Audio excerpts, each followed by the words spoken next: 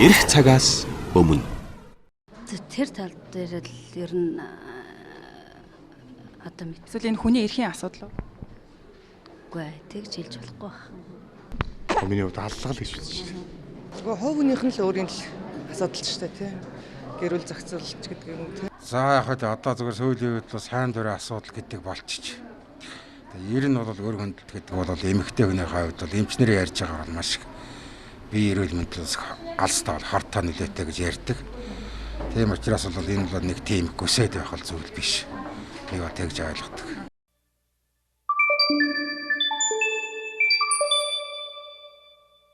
Ингээд студидтэй бид Дархан хотын Христийн нөхөрлөл цуглааны ахлагч нар мөнгөн хит Мелани Куки нарыг урьж ирэлээд байна.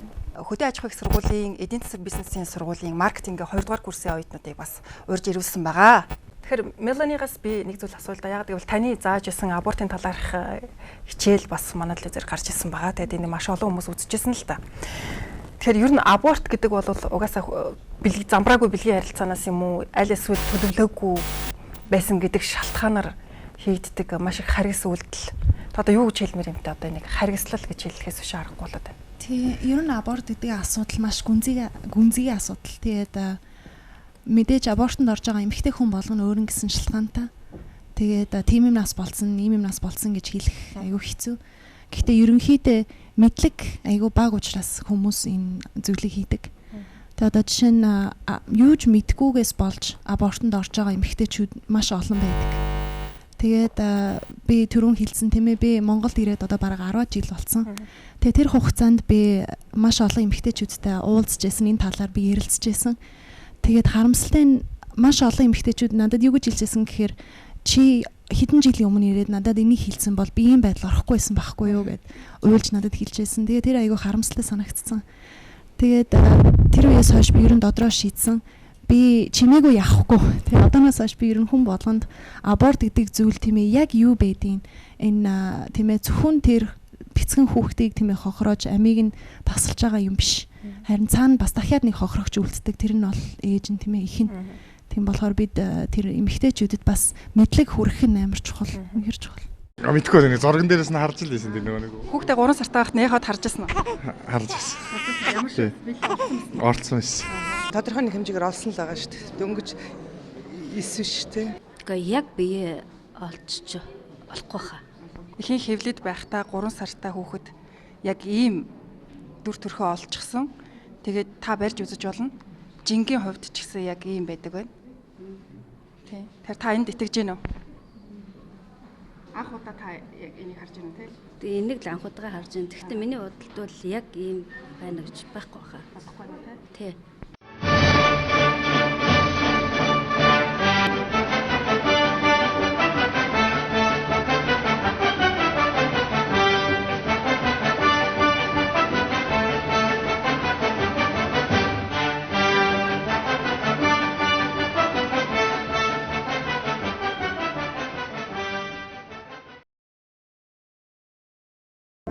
Ирэх цагаас өмнө. Ийм ойлголт өгдөө шүү дээ. 3 сар хүртэл бол аборт хийхэд зүгээр яагаад гэвэл тэр зүгээр нүжирсэн цус байдаг. Зүгээр л нүж байдаг. Ямар ч ам бүрэлдэггүй гэдэг. Гэтэл таны хичээлээс харахаар тэнд ам байна, бүх хэд эрэхтэн үүссэн байна, зүрхэн цохилж байна, өвчин мэдэрдэг болсон байна гэд маш олон зүйлүүдийг ярьжсэн. Тий, харамсалтай нь ихэнх хүмүүс хийцээ тийм ээ абортонд ордог бай гэхээр яг тэр бүрэн тийм ээ өвдөлт мэдрэх боломжтой тэр үр хөврөл нь тийм ээ айл хэдийнэ хөдөлдөг болсон, айл хэдийнэ тийм ээ зүрхний цохилт нь эхэлсэн. Тэгээд нарийн ярих юм бол тийм ээ бүр тэрнээс ч өмнө тийм ээ үр тогтонгууд түүний бүхэл бүтэн хувь тавилан тогтцсон байсан. Тэгээд зүгээр л түнд цаг хугацаа л хэрэгтэй томрох тэгээд тийм ээ төрөх ерөнхийдөө нэг 9 сар хэрэгтэй тийм ээ. Гэхдээ хүмүүс тэрийг мэддэггүйгээс болж эсвэл өөрсдийнхөө зүгээр амьдралын асуудлаас болж тийм ээ устдахыг боддог. Тэгээд тийм учраас миний ярьжсэн тэр мэдлэг хүрэх нь аягүй чухал. Маш олон эмэгтэйчүүд абортын тухай ярих шаардлагагүй. Тийм ээ, абортод орох гэж байгаа эмэгтэйчүүд байх юм бол бити абортод ороо энэ ийм үү, тийм үү гэж би хэлж болно л тоо. Гэхдээ арай эерэг талаас нь тийм ээ, таны хөвлөд дотор байгаа тэр жоохон үр хөврөл ийм байна, тийм байна гэж ярих юм бол хамаагүй сайн тийм ээ, эргээр хүлээж аваад тэг аягүй найдвар төрүүлдэг. Тэгээ абортод орсны дараах одоо тэр хүний одоо бие организмд ямар өөрчлөлт гарах тийм аюул байна. Тиймэрхүү одоо үйлдэлийг мэдгүйгээс болж хүмүүс тийм алхам хийдэг те. Тэр нь ч жоохон та хариулахгүй.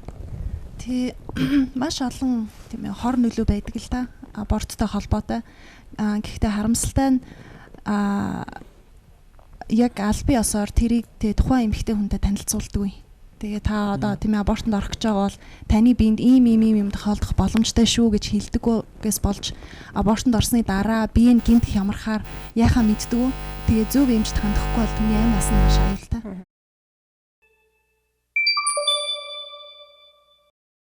За тэгэхээр үзэгчтэй би студидээ нэгэн хичээг бас урьж ирүүлээд байгаа. Тэгээд энэ хичээг манай хүүхнэ гэдэг байгаа.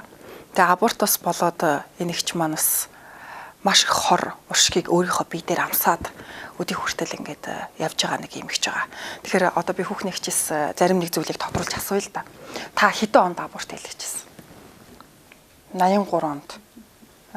Тэр үед аборт хийдэггүй байсан шүү дээ, тий? Тэгээд та хаана аборт хийлгэсэн? Хотод эмнэлэгт хийлгэсэн. Та өөрөө эмч хүн. Тэгээд ямар шалтгааны улмаас аборт хийх шийдвэр гаргаж ба. Тэгээд хотод ажилд орох гэд хөдөө ажилтаа байжгаад тэгээд хотод ажилд орох боломжтой байсан. Тэр үеэр жирэмсэн болцсноо мэдээд хүүхдээ ахуулсан юм уу, тийм ээ? Тэгээд та хэлж байна л да, нэгдүгээр эмнэлэгт одоо улсын эмнэлэгт ингээд абортод орсон гэж. Тэгэхээр тэр үед эмнэлэгт чинь бас аборт чинь хориотой байсан шүү дээ. Та ямар журмаар хийлгэсэн? Найзаа гуугаад найз маань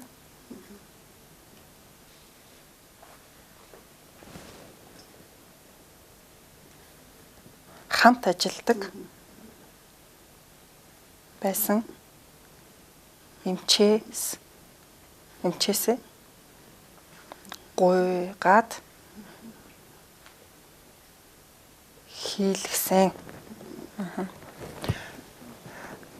Тэгэхээр та найзаагаа гуугаад дахиад найз чинь өөр нэг эмч найзаагаа гуугаад тэгээд аборт хийлгсэн юм уу те? Тэгээд аборт хийлгснээс болоод та ярьж чадхаа болсон уу?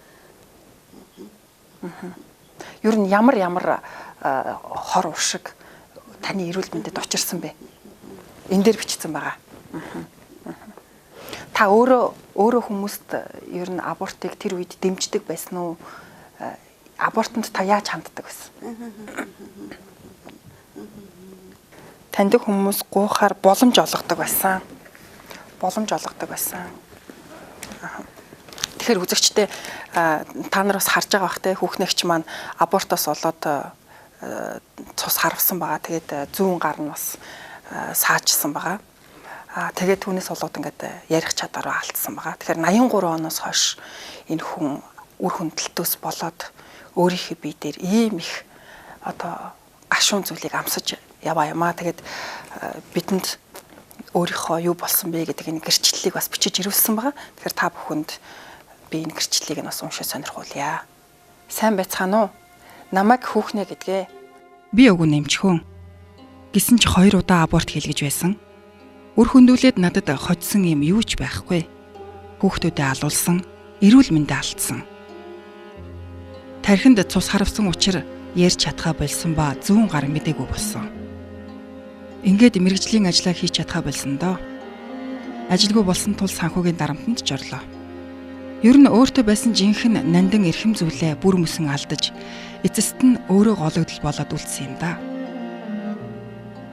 Харин нүгэлт их намайг уучлан ухааруулсан ертөнцийн эзэнд их баярладаг бөгөөд маш их хайртай. Аборт гэдэг үгийг сонсоход хамаг бие маань зарсхийн нуруу хүйтэн оргиж сэтгэл минь гашуудлаар дүүрдэг. Насан туршдаа харуусал, уйгаа шүү. Гутрал, ганцаардал өөрөө өөрийгөө зөвхсөн үл уучлалыг өрөөд явна гэдэг үнэхээр хүнд ачаа юм байна лээ гэдгийг мэдсэний хувьд над шиг ийм зөвхт бус шийдвэр бүү гаргаасай гэж миний Монголын эхчүүд та нартаа хэлмээр байна. Түгээр барахгүй тухайн үедээ юу хийж байгаагаа ч мэдээгүй үр хөндүүлж байсан эхчүүд та бүхэн ч гэсэн Бурхны өмнө гимших хэрэгтэй юм шүү. Өнөөдөр ард түмнийхээ өмнө улайх боломж олдож байгаадаа би олз зурхаж байна. Би өөрөө үрээ хөндүүлээд зогсохгүй, бусдыг ч бас үр хөндүүлэхэд нь боломж олгож байсан юм. Тэр үед улсаас абортыг хоригддаг байсан л та. Тухайн үед тус болж байна, арын хаалгадаж байна л гэж боддог байлаа. Иймээс тэдгээр эмэгтэйчүүд болон тэдний ар гэрийнхнээс уучлал гуйж байгааг минь хүлээн авна уу? Мөн мэрэгжил нэгт эмч нараа энэ аллагаас хол байж гараа ариусгаараа гэж уриалмаар байна. Би бас жирэмсэн эмэгтэйчүүдтэй баяр хүргэе. ертөнцийн эзэн хамгийн эрхэм нандин бэлгээ танд өгсөн байна. Харин муу сүнсэнд алдваа. Битгий үр хөндүүлээрэй. Хүүхэд төрүүлэхэд таны амьдралын нөхцөл муу мэд санагдаж болох юм. Гэхдээ хүүхдийг дагаж ивэл асгардаг юм шүү гэж хэлмээр байна. Та үнэхээр ивэгдэх болно. Бас та эрүүл мэндийн хувьд хүүхэд төрүүлж чадахгүй юм шиг санагдаж магадгүй. Энэ худлаа шүү. Эзэн буруу тооцоолдоггүй. Таныг хүүхдээ төрүүлж чадах учраас л таны умайг өрөөж хүүхэд бэлгэлж өгсөн байна. Хүүхдээ алуулаад өөрөө амьд үлдэн насан туршдаа харуулслаар дүүрэн байснаас эзэнд найдан хоёулаа амьд байж аз жаргалтай байгаарэ гэж хэлмээр байна. Ер нь янз бүрийн нөхцөл байдлын улмаас үр хөндүүлэх шийдвэр гаргасан эхчүүдтэй хандан хэлэхэд хөвлөдөх хүүхэд чинь үнэхээр гайхамшигтай, ивэлтэй, онцгой хүүхэд байгаа. ертөнцийн эзэн танд энэ хүүхэд хэрэгтэй байгааг бас та төрүүлж чадах учраас өгч байгааг ухаарч баяртайгаар хүлээж аваарай. Танд баяр хүргэе. Мөн миний гэрчлэлийг сонссон бүх ээж аавуудаа ертөнцийн эзний нэг үйлсэл хайр болоод бүхий л ивэл өрөөлүүд мэрэгэн ухаанаар бялхах болтугай гэж өрөөё.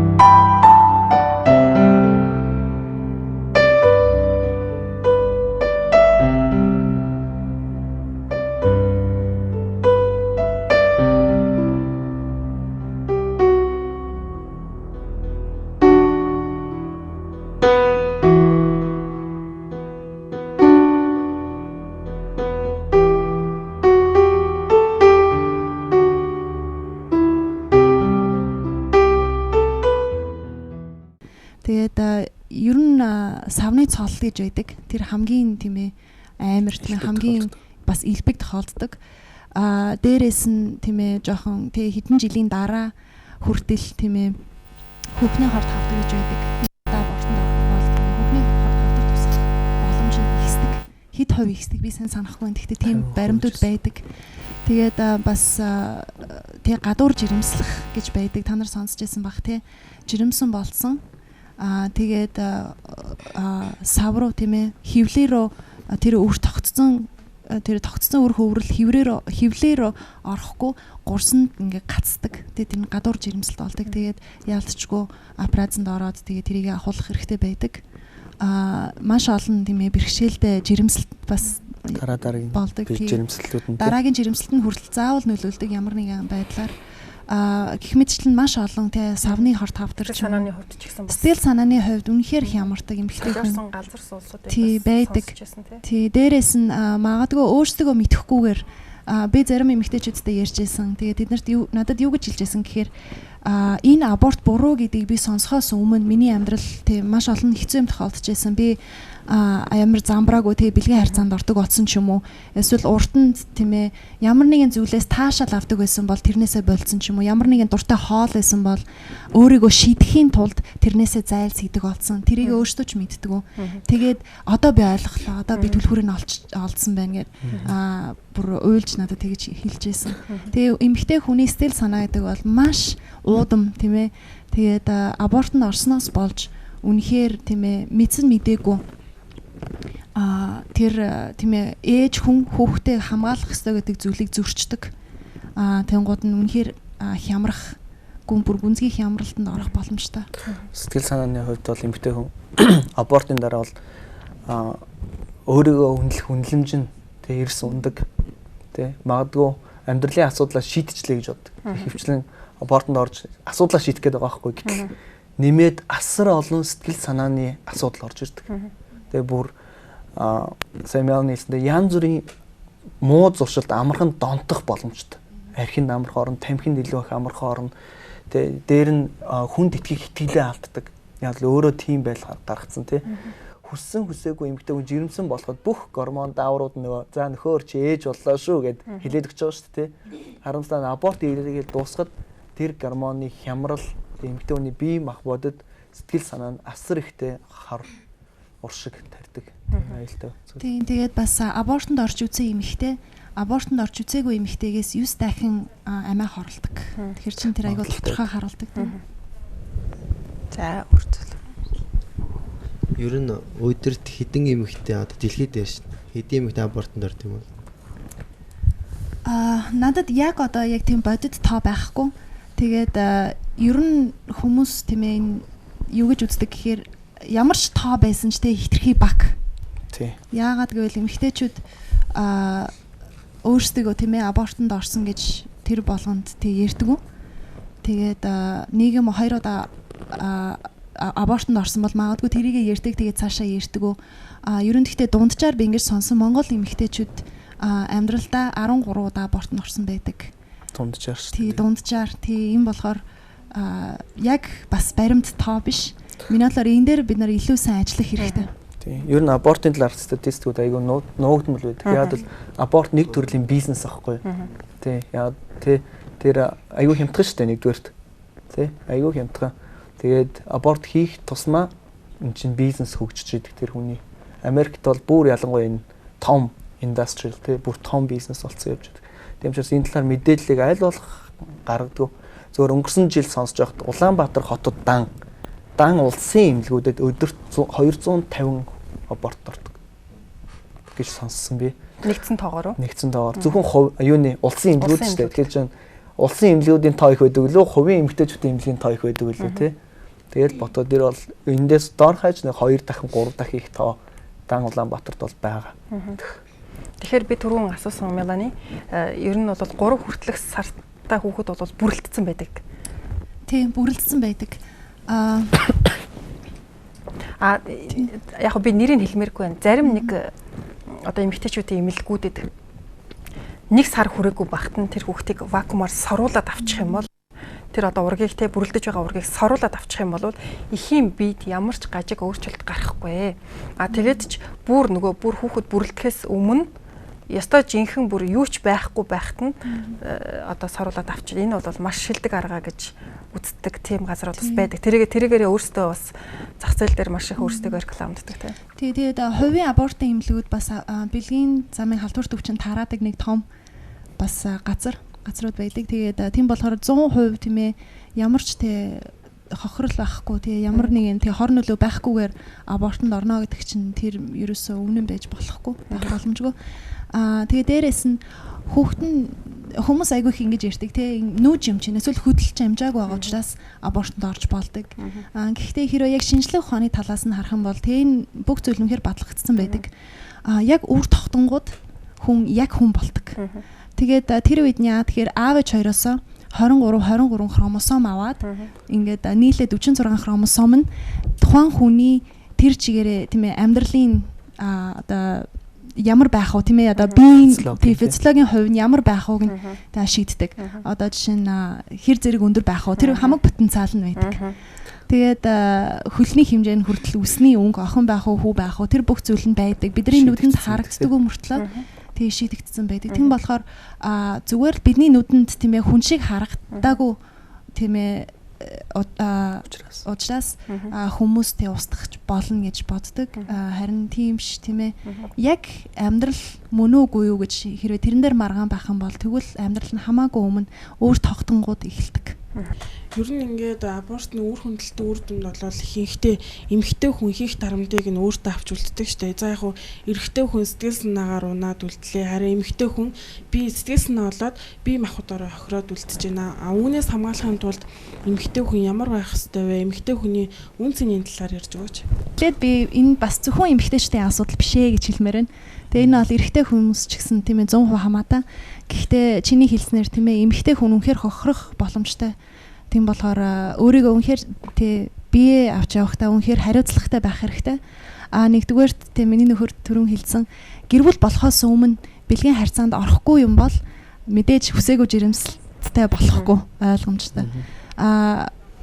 Гэхдээ харамсалтай маш олон эмэгтэйчүүд нөхөртэй ч гэсэн тийм ээ хүнтэй суудсан ч гэсэн ямар нэгэн хүсээгүй жирэмсэлттэй болдог. Одоо жишээ нь төлөвлөөгүй хүүхэд гэж байдаг тий. Тэгээд тэгтээ би тэр хүмүүст юу гэж хэлмээр байна гэхээр энэ бол төгсгөл биш тий ямар нөхөргүй биш тий ямар тийм ээ амьдрал тийм амар хэцүү биш тэгээд хүүхэд эмэгтэй хүнд тийм ээ ямар ч нөхцөл тийм ээ амьдрал нөхцөл байсан ч үргэлж найдвар авчирдаг тэгээ хүүхдээ гаргаснаар үнэхээр тийм ээ ивэгдсэн үнэхээр эерэг амьдрал нь үнэхээр тийм ээ сайнаар эргэцсэн эмэгтэйчүүд байдаг харин би абортонд орсноороо тийм ээ би үнэхээр аврагдчихлаа ч юм уу тий эсвэл би харамсахгүй байна гэж хэлсэн эмэгтэй хүн би нэг ч мэдэхгүй үргэлж тийм ээ харамсдаг. Тийм болохоор эмэгтэй хүн анханасаа өөрийгөө тийм байдалд оруулахгүй байх хэрэгтэй тийм ээ. Одоо жишээ нь гэрлээгөө охтууд байлаа гэж бодъё тийм ээ. Маш олон охтууд ийм бодолтой явдаг. Жирэмсэн болох юм бол ахуулчих. Тийм амархан. Гэхдээ ерөөсөө тийм биш. Харамсалтай тэд нар өөрснөөхөө ирээдүйгээр тоглож байдаг. Тэгээд би нэг охинтой уулзчихсан. Тэр охин 2 удаа абортонд орсон. Тэгээд гэрлээгөө. Тэгээд 3 дахь удаа жирэмсэн над дээр хүрээд ирсэн. Тэгээд надад юу гэж хэлсэн гэхээр би абортонд ер нь орох санаатай. Гэхдээ манай найз те эхлээд тантай заавал уулз гэж надад хэлсэн. Тэр охин тэг уйлаад надад тэгэж ярьжсэн. Би ерөөс абортонд орохгүй болохгүй. Тэгээд хэдэн 7 хоногийн турш бид уулзсан л та. Тэгээ сүлдээ хүүхдээ төрүүлэхээр шийдсэн. Тэгээ шийдсний маргааш зулбсан. Тэгээд зулбсан шалтгаан нь юу байсан гэхээр савны амсар нь ерөөсөө хүүхэд жирэмслэлтийг тээх чадваргүй болсон. Абортонд орсоор агаад тэгээд бүр тэгээ суул болсон. Тэгээ тэр охин үнэхээр харамсалтай дахиж хүүхэд төрүүлэх боломжгүй болсон. Тэр өөрийгөө тийм ээ зөв авч яваагүйгээс болж тэгээд бас мэдлэхгүйгээс олж харамсалтай нь юуж мдээгүй аборт тийм миний биеийг тийм ээ миний ирээдүйг ийм болгоно гэж мдээгүй абортонд орж ирсэн. Тэгээд бидний гол ажил тэр бусдад хэлдэг. Бид нар семинар зохион байгуулдаг. Бид сургууль тийм ээ хаана хідэн хүмүүс цугларсан бол тэнд очиод тий очиж хэлдэг. Абортонд орж болохгүй. Абортонд орох юм бол таны биед тийм ээ асар их хохирол авчирна гэж. Зөв өөр хүүхдээ алаа зогсохгүй тий төрлийн хааллага. Хэдэн жилийн өмнө нөхөр бит хоёр гэр бүл болохоос өмнө хүүхэдтэй болоод тэгээд тухайн үед үнэхээр яахаж мэдгүй хэцүү байдалд орж исэн. Тэгээд тэр үед манай найз залуугийн маань тий найз залуугийн маань ээж аав бидний үргэлжлэлийг хүлээн зөвшөөрдөг байсан. Дээрэс нь намайг оюутан байсан учраас манай сургуулаа төгсгөөс нааш хүнтэй сууж те хүүхдтэй болохыг бүр хатуу хоригдж ирсэн. Аавынхаа хэлсэн үг мөн сүмийнхэн пастор маань юу гэж хэлэх бол те сүмийнхэн маань найз нөхд минь яаж хүлээж авах вэ гэж үнэхээр айж имэж те тэгэд хинт юу гэж хандхаач мэдэхгүй явсаар агаад бид хоёр анхныхаа хүүхдийг 3 сар гаруй багт нь үр хөндүүлж ирсэн. Аборт хийгээд удалгүй хэдэн сарын дараа би маш хүн дээр өвчлөөд тэгээд 3 сар эмнэлэгт эмчлүүлж исэн. Тэгээд үр хөндүүлэх нь зөвхөн би эрүүл мэнд төдийгүй сэтгэл санаанд тий насан туршдаа арилшгүй тийм хор уршиг учруулдаг гэдгийг би одоо ч гэсэн өөрийнхөө амьдралаас харж байна. Хэрвээ надад алдаага засах дахин боломж байдаг байсан бол би алдсан алдаага хизээч давтахгүй. Ялангуяа би гэр бүл болохоос өмнөх бэлгийн харилцаанаас бүр мөсөн татгалзаж байх байсан. Тэгээд яг гэвэл одоо би те хайр дурлал, үерхэл нөхөрлөл, гэр бүл, үр хүүхэдтэй байхын жинхэнэ утга учир үнцэн, жинхэнэ зөв ойлголтыг би одоо мэдэж авсан. Абортыг хуульчилж болох уу? Хүн алахыг хуульчилж болох уу? Хүн алахыг хуульчлах ийм нөхцөл те чамны энэ хүн ингэж садаа болоод байл амьдралын чинь төлөвөнд ингэж саад болоод байл алчч болно гэж хуульчиж болдгоо. Бид нар энэ тухай бодох хэрэгтэй.